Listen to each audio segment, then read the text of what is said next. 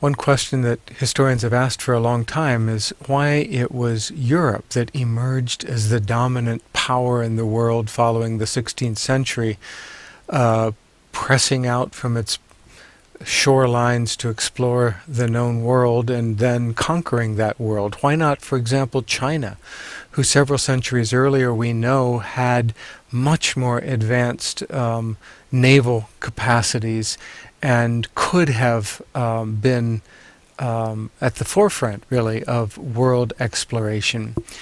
The answer to that is not simple, but I want to, in this lecture, to identify a number of reasons why it was Europe that led the way in explorations of the world. The first, all of these explanations begin with C, so you might keep that in mind. The first was simply curiosity, a curiosity that was fed in part by the voyages of a famous traveler, a man named Niccolo Polo, who in the second half of the 13th century set out with his uncle Matteo on an overseas voyage. They were commercial travelers hoping to make new business contacts, and their voyages ended up taking them all the way to Beijing, what is now Beijing, to China, where they met with the Kublai Khan, stayed for several years in his court, came back and told this tale to their nephew, a man named Marco Polo. Marco, the more famous of the Polo family, set out on another voyage in 1272, returned from that voyage, set out for a third voyage on his own, and it was Marco who learned the language, learned Chinese, developed deep friendships with the Chinese emperor and with people along the way. And when he came back to Europe, he was caught up in a civil war between between Venice and Siena. He was thrown into jail unceremoniously when he returned, but he used his jail sentence as an opportunity to write one of the most famous books of the late Middle Ages, and that is The Travels of Marco Polo, in which he described his voyages and sparked the curiosity of generations who came after him.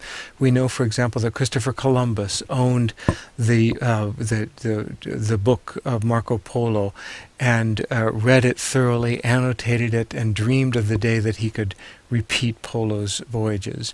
We also know that there was a growing sense of confidence just in terms of navigational technology and maps. I already showed you the T&O maps, which would not be very useful if you are a sailor. But by the beginning of the 15th century, voyagers were developing more sophisticated ways of measuring where they were in the open ocean, using astrolabes, sextants, by measuring the horizon, angles of the horizon against a point in the sky, taking careful readings, and then plotting their latitude.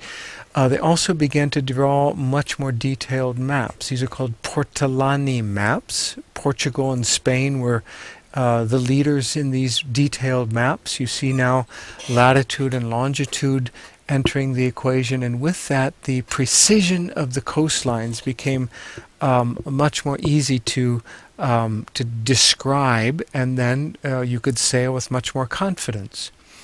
We know that Christianity also played a significant role. Christianity is a monotheistic religion. There is only one God, and that understanding or assumption that God is one means that wherever Europeans went, they brought with them what they took to be the universal faith and a kind of confidence that the people that they encountered needed to know about God's revelation in the person of Jesus, even tragically if that involved violence.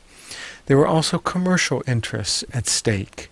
We know that some of the earliest voyages were fueled by a sense of competition between Spain and Portugal.